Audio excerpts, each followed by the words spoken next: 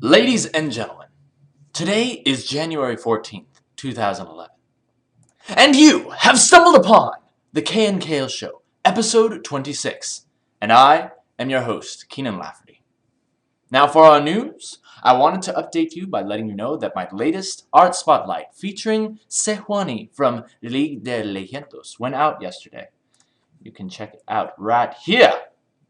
Now the funny thing about this is the last 5 hours of the spotlight I actually recorded at home, and when I record with Cam Studio it actually speeds up everything, so they time-lapsed the time-lapse, and you'll see it'll just like go really fast. There's no background, and then all of a sudden it'll just like everything gets painted in the last 5 seconds and then it's done. So I thought that was pretty funny. So yeah, right there. Oh man. And I told them that I did that, and I was like, hey, just so you know, watch out, because the last segments are all time lapse, so it's gonna look really funny if you do that. But oh well, it just looks like I'm working at hyperspeed, because you know I can do that. It's what I do. So yes, that is our update for the day. And today we are going to be learning something that I consider very important, almost as important as the face on the character. If you recall, back when we were drawing faces, I mentioned another part of the body that is just as important. And due to popular demand, today we will be learning that body part, and that is hands. Yes, so that is going to be quite fun, and we are going to be jumping into that right away. So here we go. So the first thing I'm going to be teaching you guys today is the basic anatomy and how you can remember easily how to draw the hand with some simple shapes. So when you're drawing a hand, the best thing to do is draw out the palm. It's sort of like a square, right? Sort of like this, right? Then what you do is, say you're going to have your thumb out like this, right? That's your thumb joint. And then there's a circle that comes kind of from the center of it. Kind of goes up, connects like that, right? And then from there, there's another line that goes down like that. And that's kind of the padding that goes before your fingers, as you can see there. There's actually another line there too, but I kind of just condense it and just make it into just one line. So it's kind of easy to remember. You just go up in a circle and then out like that. Now for the fingers, what's really easy, what works best for me is to kind of draw it in a cone shape like this. Kind of draw that out. And then from there, that is the basic structure and the flow that you want the fingers to follow. So you'll have, say, right down the center. That will be the middle finger. And here you'll have that one, and then the ring finger, and the pinky. And then when you erase those guidelines, it gives you that nice flow, like that. And then there's all kinds of like little spaces and stuff in there, and you can, you know, those are all dictated by the joints and stuff. But sometimes I like to, you know, just kind of play around with that. But really, that's just a basic way to kind of lay down your joints. And also, the other joints of the hand also kind of follow that as well. They follow a curving pattern. So it's good to actually throw that in there too. So bam, bam, bam, bam. So that's where your fingers will bend. So there is your basic outline of the hand. Let's see if we can throw that little tendon in there too. So that's an easy way to remember how to draw an open hand. But most of the time when you're drawing your characters, your cool comic book characters, they're never just going like this, you know. There's always like, they're always coming at you, or there's some kind of cool flow to them. So to approach that, we will do this. Move this over here. Oh look, I can make it hold the frame. That's nice. So we will approach the flowy hand like this. So say you want to have the character sort of doing like a, I don't know, like a magical thing, like he's holding something. let's the way that I lay it out is like this. First, you want to consider where your forearm is coming from. So say this is the forearm leading into the hand, right? And like here is the bicep or whatever, and the shoulder. Okay. So first thing you're going to want to do is figure out where the joint of the wrist is going to start, because when you bend your hand, see that joint right there. I'm going to figure out where that joint is going to start, and then you kind of throw in that basic shape right there. And this is almost like a box. You want to think of it like that, right? And then because he's doing it like this, the thumb is going to be back here, like that. Now, here's the cool part. Because we want these fingers to kind of like cascade in their angles. So the best thing for me to do when I'm doing this is sort of draw the angles of each finger. So here's the index finger. Here is middle finger. Here is ring and pinky. Like that. So then kind of come down, and we'll say that the pinky is like nearly, like almost completely folded in, right? And the next finger will be a little bit more out, like that. Right? And remember, you go, there's 1, 2, 3. Okay, so 1, 2, 3, 4 lines, I guess, that go into that, creating the bend in the finger. So 1, 2, 3, 4, like that. Bring that down. 1, 2, 3. Wait. 1, 2, 3. Uh-oh. Wait, am I doing too many joints here? Uh-oh. 1, 2. Oh, I am doing too many. Ha! I knew something was up. Oh my gosh. Oh, I'm teaching you to draw alien hands over here. Holy moly. No! It should not be 4 lines. It is 3. Holy moly! 1, 2, 3. Yeah, see? Oh, okay. That looks much better. 1, 2, 3. There we go. 1, 2, 3. And then you just kind of erase your guides like that. And then that thumb looks a little bit high to me. Or low. Let's bring it up a little bit more.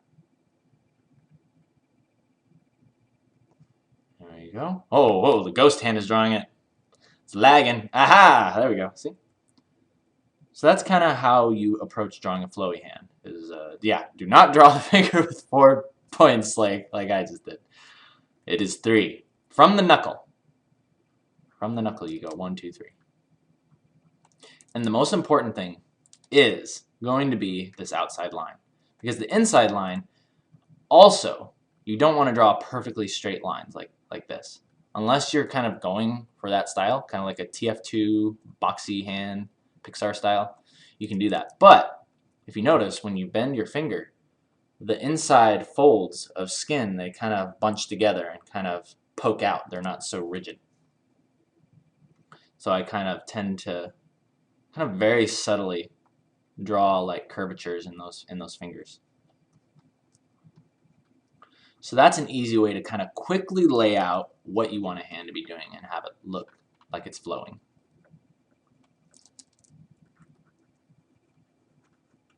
And then you just throw that in like that.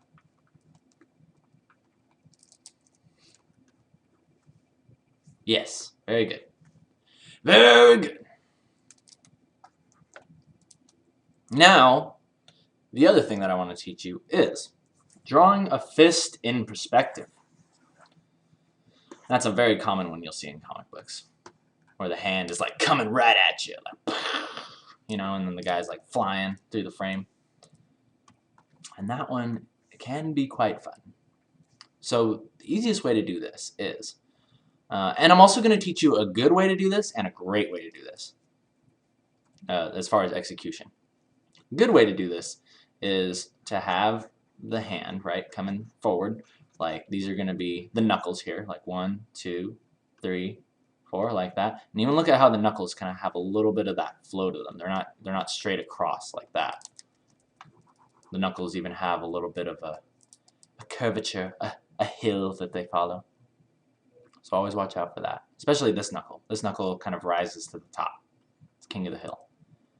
Then what you do is for the thumb works like this. It comes out like this, like there's a skin fold right there. The knuckle actually begins here, goes down, and then it meets the other fingers right here. Like that, right? And then when you're pushing forward, when you clench your fist, the folds in the lines of the fingers will tend to like pull at the ends. You see that? They pull in this direction, that direction. Man, that's harder to do than I thought. They pulled in that direction. So basically, rule of thumb is when you're clenching your fist, drawing the lines up, the lines at the end go towards the thumb. Pull them towards the thumb. Like that. So that is the good way to do it. The greater way to do it is this. Because when you clench your fist, this shows all of the fingers on the same plane, right? But, however, when you clench your fist, like when you clench it really hard, it goes from this to this, right? See, look at the difference. Like the pinky and the ring finger get pulled down a little bit more. It exaggerates more. And it even, look at the line that separates the fingers. It actually pulls even more towards the thumb. So, that can add extra tension to your drawing, and you should always look out for that. So, let's draw a fist like that. Let's exaggerate everything that we've just learned. We'll draw this box, right? This is going to be the fingers. However, the knuckles are going to be much more exaggerated. Look at that, the flow right there. The fingers are going to come down like this and like that, right? Push that, really push that line towards the thumb. It's going to be there. The thumb is going to be in even more because it's pulling, or I mean pushing, I guess, more against your fingers. Yes. Yes, it is pushing. Then, these last fingers, really push them down. And also keep in mind that when the fingers, they don't just end at this knuckle. You can see that bottom layer of them too, depending on the angle of the fist. But most of the time, I like to see a little bit of the fingers underneath. It helps communicate what's going on a little better. So that can be easily accomplished just by putting a little bit of a darker shade under there, like that. However, these fingers right here, these are going to be pushed down even more to the point where we can't see underneath the finger, basically. So like that. And almost like there would be like a little cast shadow here and here. So it's kind of pushing these fingers back into space. Back into space. And then down like that. And when you're in need of reference, this is going to segue into the next part of the tutorial.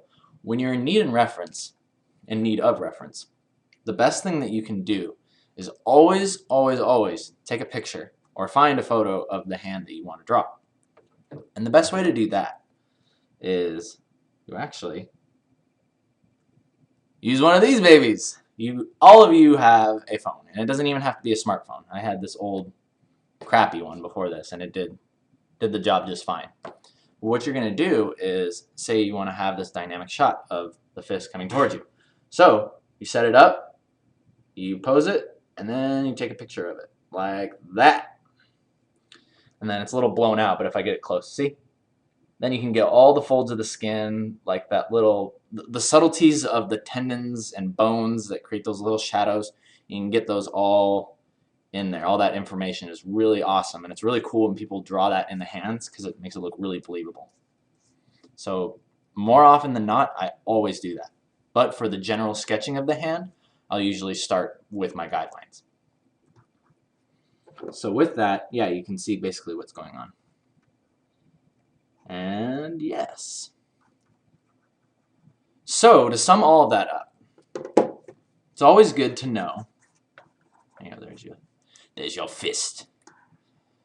It's always good to know the dynamics or the structure of the hand and all the fingers in a flat form. Then when you're doing flow, always remember, you start with your hand shape, and then you're going to do 3 lines from the knuckle to create the flow.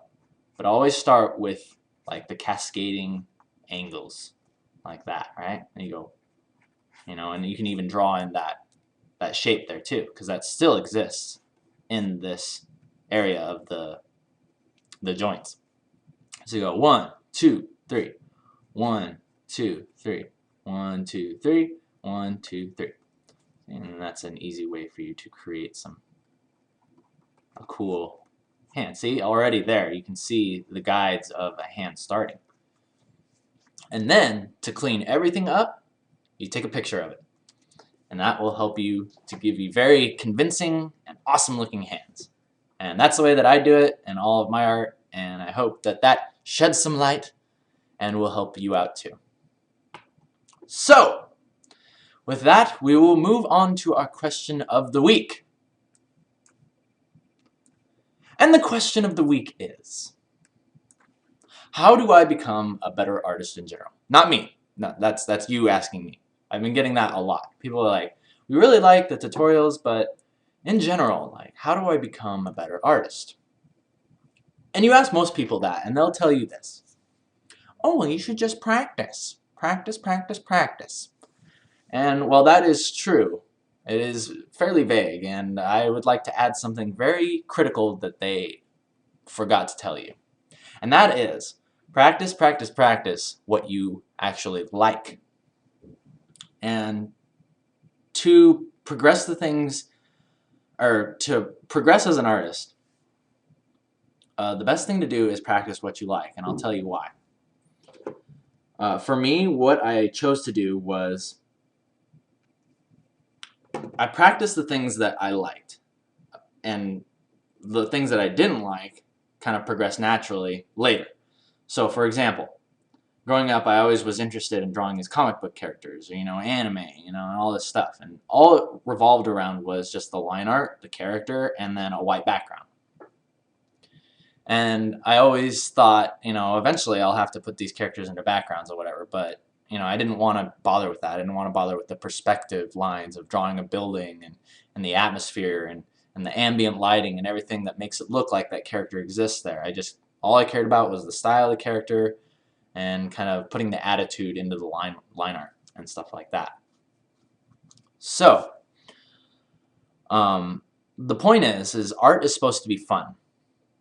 And it's good to challenge yourself, but ultimately, if you aren't having fun, you're going to burn yourself out, and you might end up, like saying, oh, well, I have to learn all this stuff. I'm never going to get that good.